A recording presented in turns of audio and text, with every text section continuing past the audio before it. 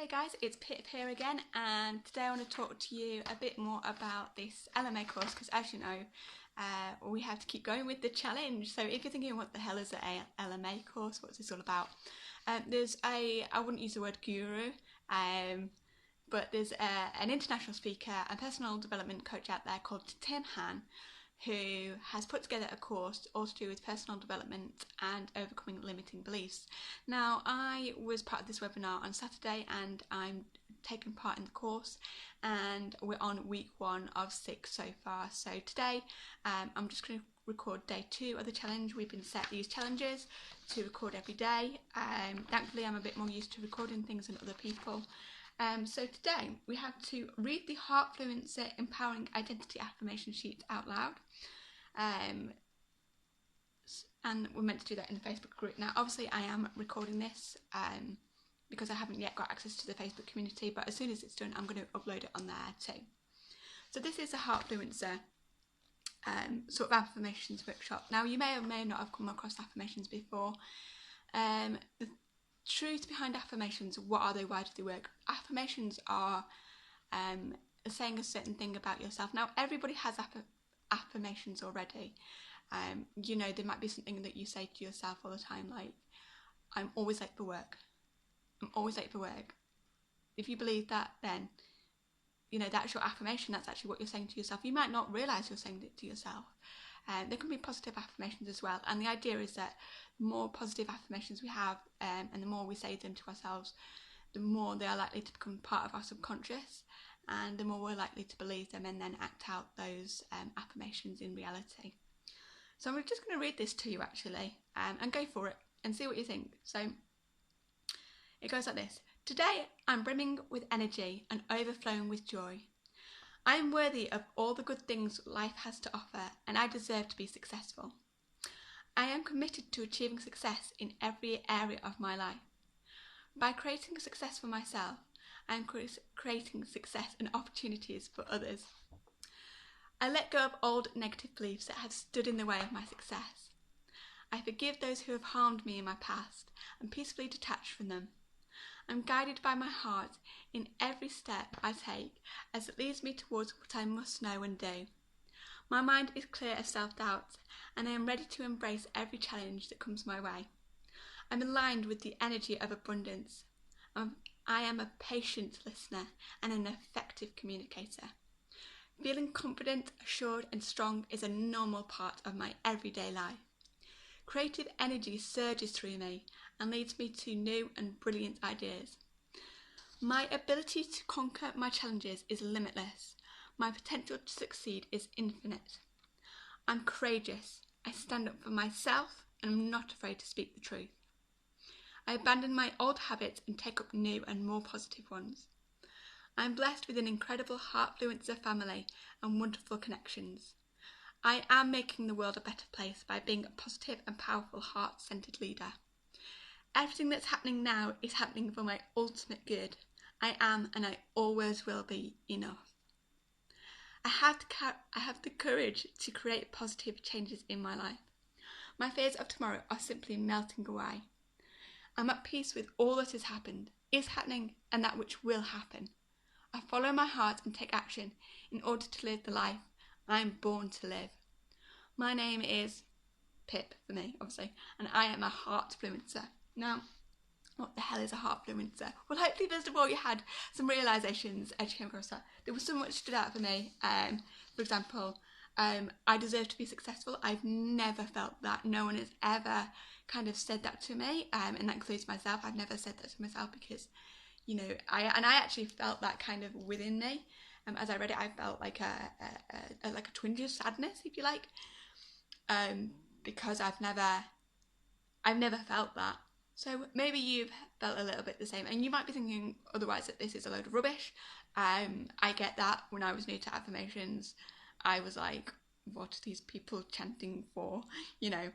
And I was like, and I couldn't have read that. I would have just burst into giggles. But the science behind it is there. So as long as you take action as well, you can't just read it and then be like, right, well that's it, I'm going to go back to my old way of life now. You actually have to live it as well, which is why sometimes you're meant to say it a couple of times a day. The oldest example of this actually is Earl Nightingale. So Earl Nightingale did something called the strangest secret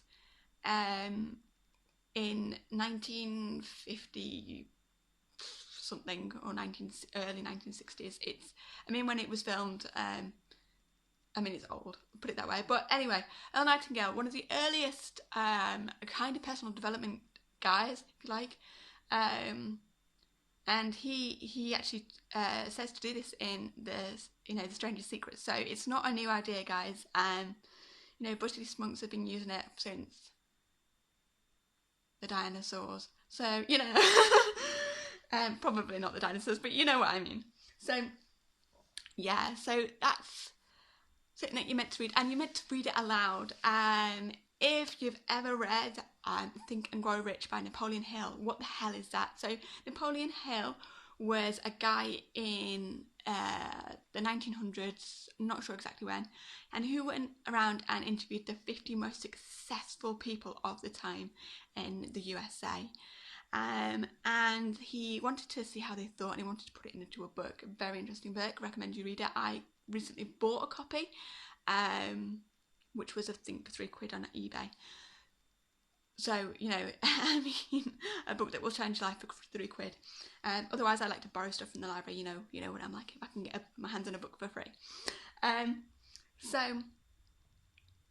Yeah, and again, he says in there, the secret to making money is if you've got to have it implemented in your subconscious. You can't just be like, well, it would be a nice idea if I could, maybe double my income. Some people do it, but maybe I might like to. Okay, I'm going to carry on living my old life. It doesn't quite work like that. You have to, and that's why it's useful to just measure it. To read it a couple of times a day. So I am going to. I was going to say stick it on the wall.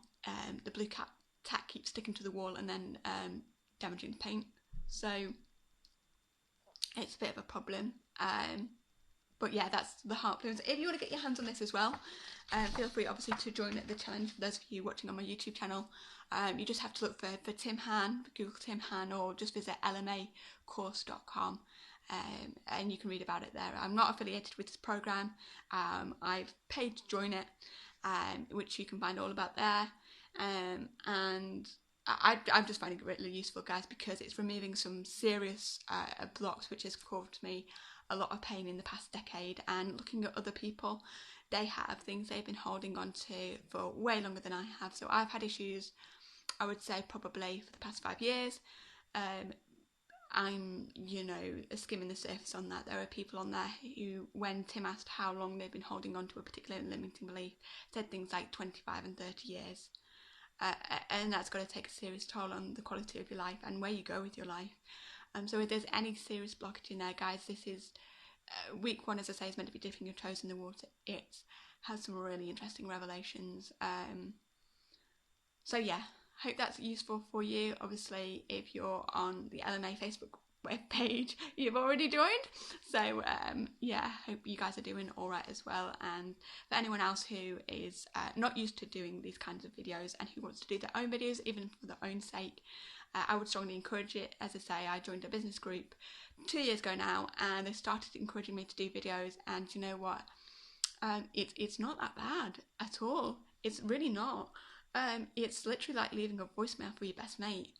Or the thing that I did was a bit cheeky. Was I just got it was a stuffed puppet crocodile toy, and I stuck it behind the camera because it was like talking to somebody, and it didn't matter what the hell you said. So that really helped me. I actually filmed my first video on a beach, as some of you may know, 2 years ago. So it works, guys. And so that's all from me, as I say, and I'll see you tomorrow for step 3, or challenge 3, as we may say. So take care. I hope you gained something from that, and I'll see you tomorrow. Bye now.